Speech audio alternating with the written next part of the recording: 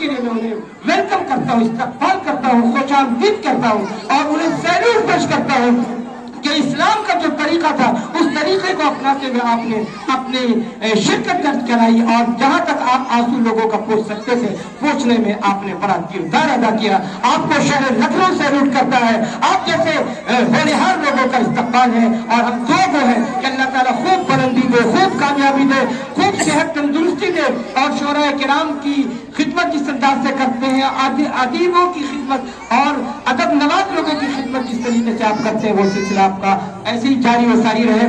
ہمارے بیچ ایک بیٹا خاموش رہ گیا, ایک استاد جو اس ادارے کے, ان سے گزارش ہے بچوں کو اور کبھی ہردوئی آس پاس کے مختلف شہروں میں اور اس سے باہر نکل کر صوبہ بہار کے مختلف شہروں میں آپ کو لوگ اسی طریقے سے محبتوں سے سنتے ہیں. حضرت مولانا نے گزارش کیا کرنا, حضرت چونکہ امام اگر نہیں ہے تو مقتدی بیکار ہے, مقتدی امام کا انتظار کرتے ہیں اور امام جب آ گیا تو امام کو ہمیشہ آگے رکھا جاتا ہے. امام اگر آگے ہے تو مقتدی کو اطمینان ہے کہ اب کہیں سے کوئی لغزش نہیں ہوگی. حضرت سے گزارش ہے.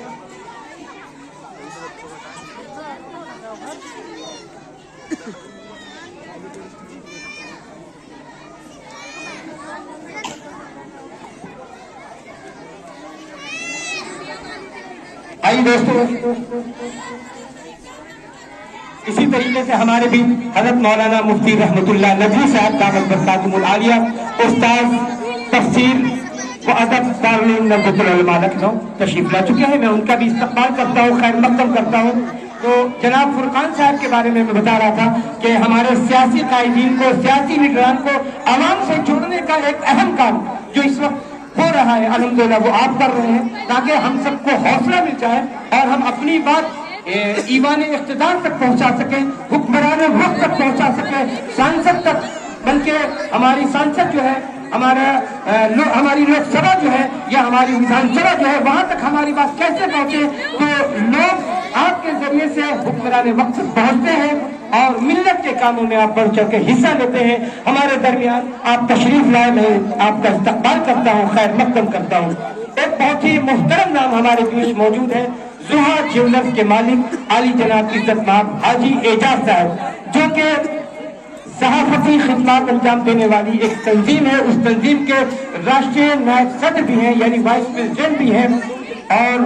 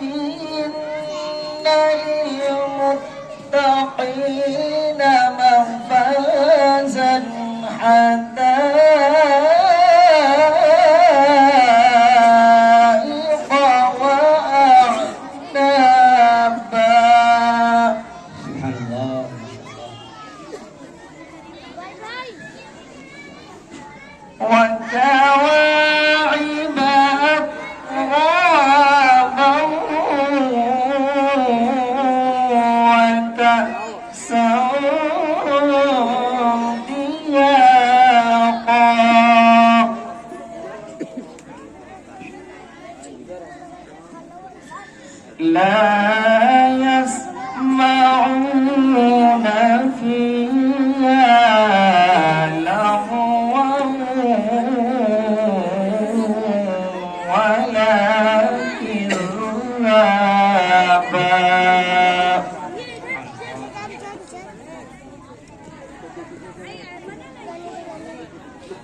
جزاء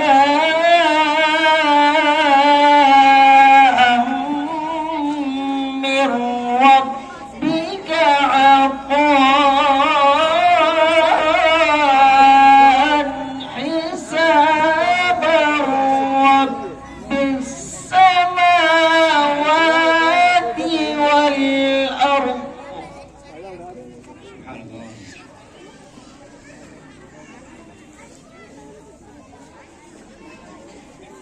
رب السماوات والأرض وما بينهما الرحمن لا يملكون منه خطابا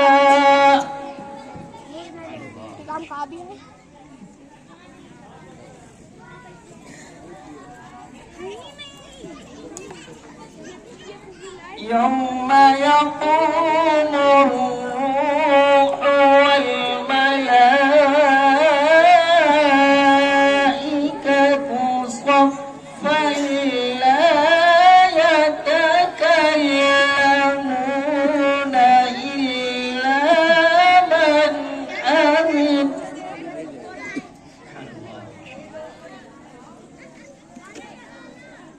لا يتكلمون إلا من أذن له الرحمن وقال صوابا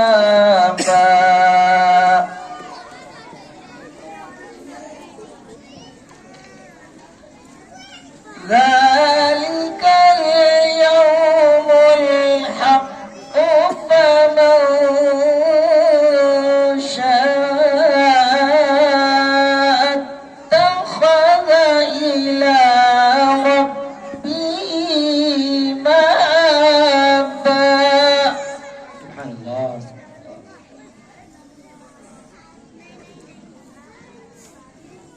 إنا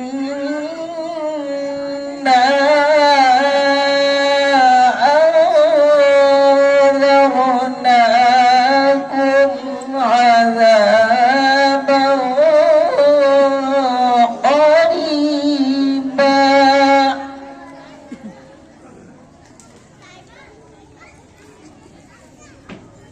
يوم ينظر المرء ما قدمت يداه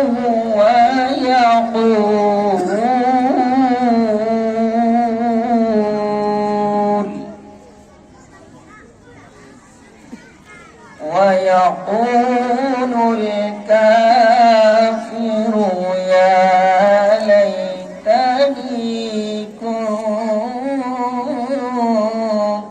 ترابا صدق الله العظيم جزاکم اللہ ہمارے اور آپ کے درمیان حضرت قاری صاحب تلاوت کر رہے تھے. قاری افروز صاحب بہت شاندار تلاوت کی آپ نے. اور ایک لمحہ بہت قیمتی حضرت کو ابھی دوسرے جلسے میں روانہ ہے وہاں بھی حضرت کا نام ہے تو حضرت کا حکم ہوا کہ 2-3 اشعار آپ بطور خاص ملاحظہ فرما دیجیے. ارشاد عالی عنایت.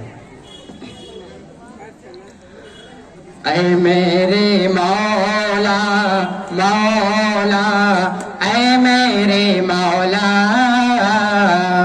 اے میرے مولا مولا اے میرے مولا. یہ اشعار بہت قیمتی ہے. جو شادی شدہ لوگ ہیں ان کے لیے آپ لوگ حوصلہ افزائی کریے اور نہیں پیسوں سے تو الحمدللہ ماشاءاللہ سبحان اللہ کچھ بھی کہیے مطلب خالی نہ بیٹھیے. اے میرے مولا مولا اے میرے مولا اے میرے مولا مولا اے میرے مولا. اصحاب مصطفیٰ سویا ہوا نصیبہ اللہ تو جگا دے. کیا کہنے، زندہ باد زندہ باد. سبحان اللہ کہہ دیجیے، سبحان اللہ کہہ تو جگا دے کہ سویا ہوا نصیبہ اللہ تو جگا دے. بچوں کو میرے عرب، بچوں کو میرے عرب، بچوں کو میرے حافظ قرآن کا بنا دے. مولا اے میرے مولا، اے میرے مولا، مولا اے میرے مولا.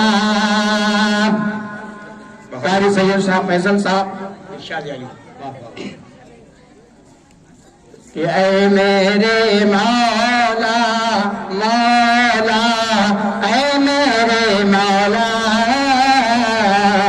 اے میرے مولا، مولا اے میرے مولا. یہ اشعار دوبارہ سماعت فرمائیں. ارشاد. کہ سویا ہوا نصیبہ اللہ تو جگا دے. کہ سویا ہوا نصیبہ اللہ تو جگا دے. بچوں کو میرے عرب، بچوں کو میرے عرب، بچوں کو میرے حافظ قرآن کا بنا دے. اے میرے مولا، مولا اے میرے مولا، اے میرے مولا، مولا اے میرے مولا.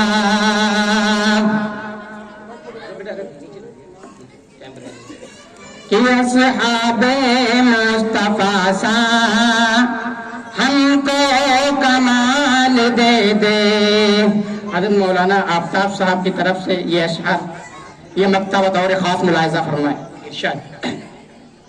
کہ اصحاب مصطفیٰ سا ہم کو کمال دے دے. کہ اصحاب مصطفیٰ سا ہم کو کمال دے دے. حب نبی عطا کر، حب نبی عطا کر، عشق بلال دے دے.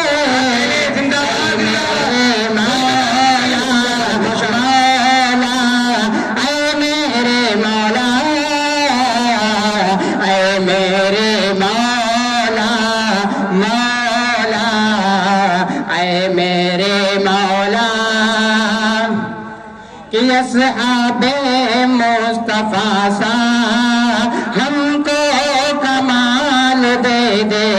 کیا کہنے، کہ اصحاب مصطفیٰ سا ہم کو کمال دے دے. حب نبی عطا کر، حب نبی عطا کر، عشق بلال دے دے. میرے مولا، مولا اے میرے مولا، اے میرے مولا. کہ میرے وطن سے یا رب تو نفرتیں مٹا دے. میرے وطن سے یا رب تو نفرتیں مٹا دے. میرے وطن سے یا رب تو نفرتیں مٹا دے. الفت کی چار جانب، الفت کی چار جانب ٹھنڈی ہوا چلا دے. اے میرے مولا، مولا اے میرے مولا. بہت اچھے، بہت خوب. آئیے دوستو، ہم اب بہت ہی ادب و احترام سے اس شخصیت کے حضور پہنچ رہے ہیں جس شخصیت کو پورے ملک ہندوستان میں بحیثیت مقرر سنا جاتا ہے، وہ چاہے صوبہ بہار ہو یا جھارکھنڈ ہو یا آسام ہو یا اڑیسہ ہو، یا پھر آپ نکل جائیے مہاراشٹر ہو یا تلنگانہ ہو، آندھرا پردیش ہو یا پھر کرناٹک ہو یا تمل ناڈو ہو، اسی طریقے سے آپ اس طرف نکل جائیے تو آپ کے پنجاب ہو، ہریانہ ہو، ہر طرف الحمدللہ ندوے سے جس معروف مقرر کو سب سے زیادہ دعوت دی جا رہی ہے اور سب سے زیادہ جن کا خطاب ہو رہا ہے، چونکہ ہر روز ناچیز کی حاضری کہیں نہ کہیں کسی نہ کسی محفل میں ہوتی ہے، آپ لوگوں کی دعاؤں سے، اسٹیج پہ علماء کرام شعراء کرام کی دعاؤں سے تو یہ دیکھنے کو ملتا ہے، ہمیں فخر ہے کہ وہ مقرر ناچیز کی دعوت پر یہاں پہ تشریف لائے ہیں۔ میں بے پناہ شکر گزار ہوں ان کا کہ اپنا قیمتی وقت نکال کر ہمارے بیچ آئے، اور یہاں کے پروگرام کے بعد پھر انہیں خیر آباد واپس جانا ہے، دوسرا پروگرام بھی آپ کا لگا ہوا ہے۔ میں نہایت ہی ادب و احترام سے گزارش کر رہا ہوں ملک کے نامور مقرر مایہ ناز خطیب ممتاز عالم دین مبلغ دارالعلوم ندوۃ العلماء لکھنؤ حضرت مولانا آفتاب عالم صاحب ندوی خیر آبادی دامت برکاتہم العالیہ سے دست بستہ میں گزارش کر رہا ہوں کہ وہ تشریف لائیں اور اپنے مواعظ حسنہ سے ہم تمام سامعین کو منور و مجلہ فرمائیں۔ بیچ کی جو کرسیاں خالی ہو گئی اسے پر کر دیں، ہمارے نوجوان ساتھی جو کھڑے ہیں وہ بیچ کی کرسیوں پہ آ جائیں، جو اس ادارے کے استاذ ہیں وہ آ جائیں اور ہمارا تعاون کریں۔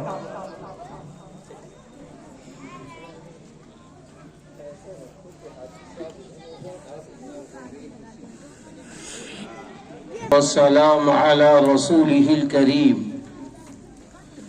محمد وآله وصحبه أجمعين، أما بعد،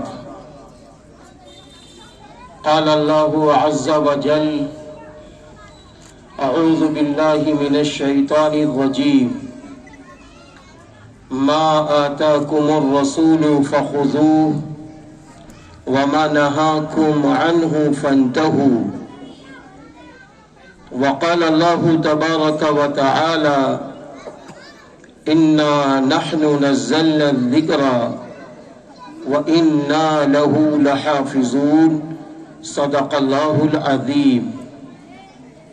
عن عثمان رضي الله عنه قال: قال رسول الله صلى الله عليه وسلم: خيركم من تعلم القرآن وعلمه، أو كما قال عليه الصلاة والسلام۔ اللہ کے محبوب بندوں، آج میرے لیے اور آپ سب کے لیے جشن کا دن ہے، کیونکہ آج مدرسہ جامعہ سیدنا زید بن ثابت رضی اللہ تعالی عنہ مدرسے سے 3 بچوں نے قرآن پاک کو یاد کیا ہے، یعنی حافظ قرآن بنے ہیں۔ آپ اچھی طرح یہ جانتے ہیں کہ حافظ قرآن اللہ کو کتنا محبوب ہے اور آپ صلی اللہ علیہ وسلم کو کتنا محبوب ہے، کیونکہ آپ حضرات جلسوں میں شرکت فرماتے ہیں۔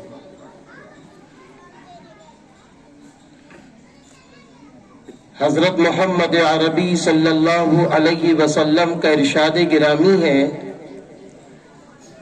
کہ حافظ قرآن بعمل زندگی گزار کر جب اللہ کے پاس پہنچیں گے تو اللہ رب العزت انہیں جنت میں داخل فرمائیں گے۔ آپ صلی اللہ علیہ وسلم کا ارشاد گرامی ہے کہ قیامت کے روز یہی وہ حافظ قرآن بعمل ہوں گے جن کو اللہ رب العزت اپنے سے قریب کرنے کے بعد فرمائیں گے: اے حافظ، جیسا تم دنیا میں قرآن کریم پڑھتے تھے ٹھہر ٹھہر کر، آج تم میرے سامنے قرآن کریم ٹھہر ٹھہر کر پڑھو۔ اور جب حافظ صاحب قرآن کریم پڑھیں گے، ایک آیت پڑھیں گے، ان کا ایک درجہ بلند ہوگا، 2 آیت پڑھیں گے 2 درجے بلند ہوں گے، 3 آیات پڑھیں گے 3 درجے بلند ہوں گے۔ الغرض سورۃ الناس تک 6666 آیات حافظ قرآن صاحب جب پڑھیں گے تو ان کا اتنا درجہ بلند ہو جائے گا۔ اللہ تعالی حافظ قرآن سے یہ بات بھی فرمائیں گے کہ حافظ صاحب آپ اپنے خاندان کے 10 لوگوں کی لسٹ لے آئیے، اللہ نہ کرے اپنے برے اعمال کی وجہ سے وہ جہنم میں داخل کر دیے گئے ہوں۔ وہ جب لسٹ آئے گی تو اللہ تعالیٰ فرمائیں گے کہ حافظ صاحب جائیے جہنم سے ان 10 لوگوں کو نکلوا کے جنت میں داخل کر دیجیے۔ ذرا آپ اندازہ لگائیں، یہ ہے حافظ قرآن، یہ تو حافظ قرآن کا مقام و مرتبہ ہے جو اللہ رب العزت انہیں دے گا۔ اور ٹھہر کر میں یہ بھی آپ کو بتا دوں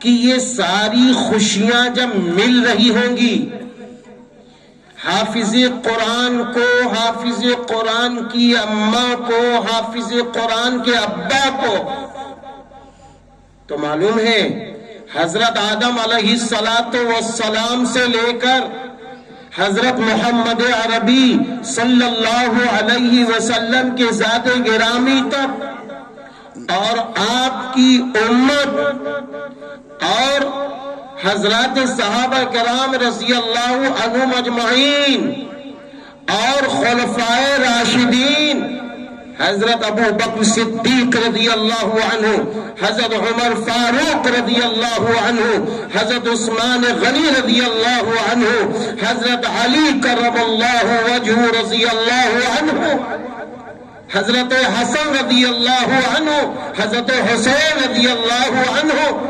اور دیگر صحابہ کرام رضی اللہ عنہ اجمعین اس وقت موجود ہوں گے جب یہ نعمتیں مل رہی ہوں گی حافظ قرآن کو اور حافظ قرآن کی اماں اور ابا کو۔ آج ہم دیکھتے ہیں دنیا کے اندر، کالج کے اندر یا کسی اور جگہ، کسی کے بیٹے کو کوئی نعمت مل جائے، کوئی عہدہ مل جائے، کوئی منصب مل جائے، یا وہ کالج ٹاپ کر لے، ان کا بیٹا ٹاپر ہو جائے تو اس کو ایوارڈ مل رہا ہو تو باپ کتنا خوش ہوتا ہے۔ خوش ہونا بھی چاہیے کہ دنیا میں علم کی روشنی میں ان کے بیٹے کو ایوارڈ دیا جا رہا ہے، تو ذرا آپ اندازہ لگائیے کہ وہ باپ سوشل میڈیا میں بھی ڈال دیتا ہے کہ میرے بیٹے کو یہ نعمت ملی ہے۔ قسم خدائے پاک کی کھا کے کہتا ہوں کہ جب وہ نعمت حافظ قرآن کو، حافظ قرآن کے والدین کو اللہ حضرت آدم علیہ السلام سے لے کر آخری پیغمبر حضرت محمد عربی صلی اللہ علیہ وسلم کی موجودگی میں اللہ تعالیٰ جب حافظ قرآن کو اور ان کے والدین کو نعمتیں دے گا تو سوچو وہ کتنی عظیم الشان نعمت ہوگی۔ روایت میں آتا ہے کہ اللہ تعالیٰ فرمائیں گے قیامت کے روز، فرشتوں ذرا جنت سے 2 کرسیاں لے آؤ۔ وہ یاقوت جیسی موتیوں والی کرسیاں لائی جائیں گی۔ حکم ہوگا کہ حافظ قرآن کے ابا اور اماں آپ بیٹھیے کرسیوں پہ۔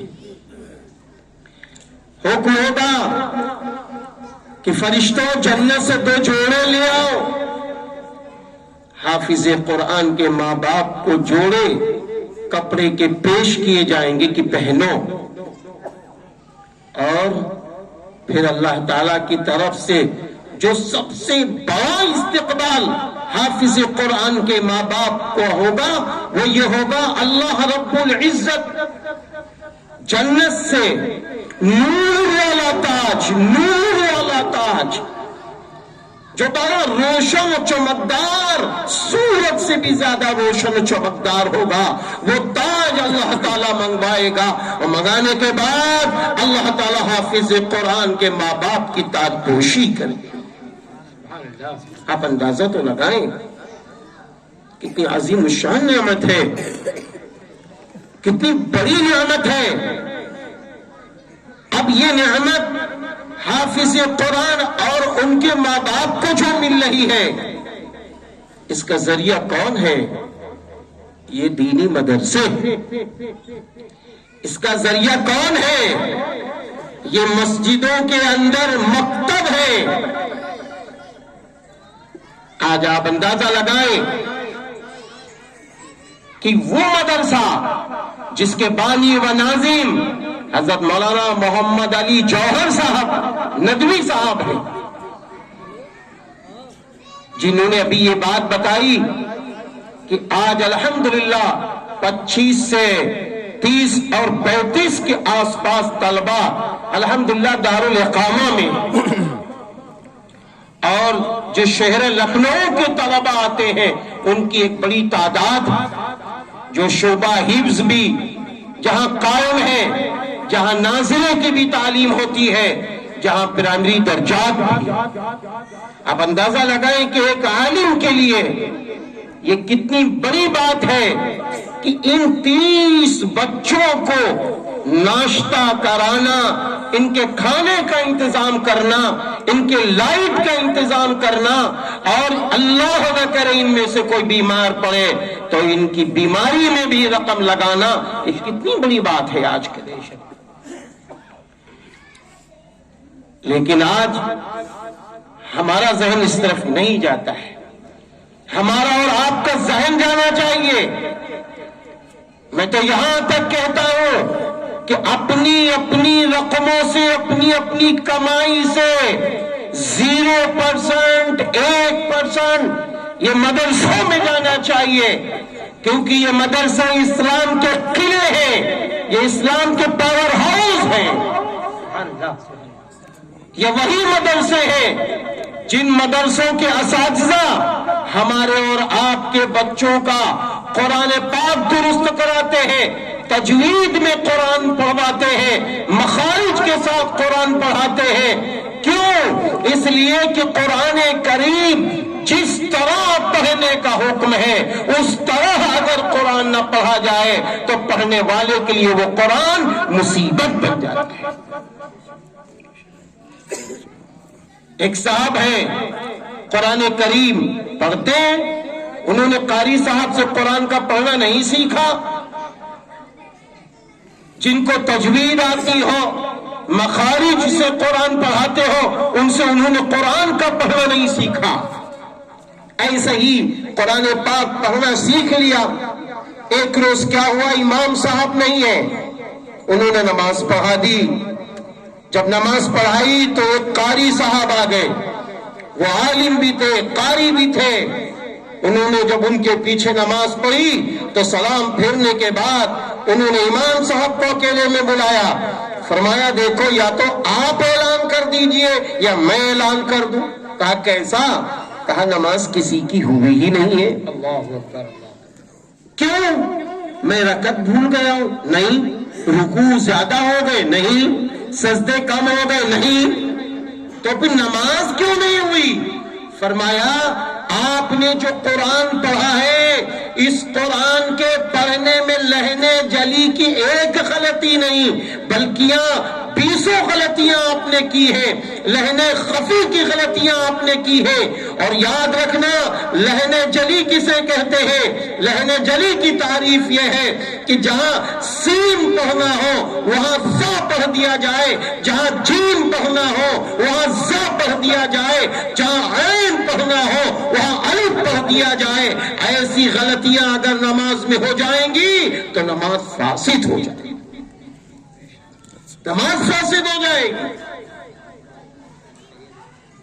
اور لہن خفی کی جو غلطیاں ہیں وہ یہ ہیں کہ جہاں باریک پڑھنا چاہیے وہاں پر پڑھ دینا، جہاں پر پڑھنا چاہیے موٹا حرف پڑھنا چاہیے وہاں باریک پڑھ دینا، یہ لہن خفی کی غلطیاں ہیں۔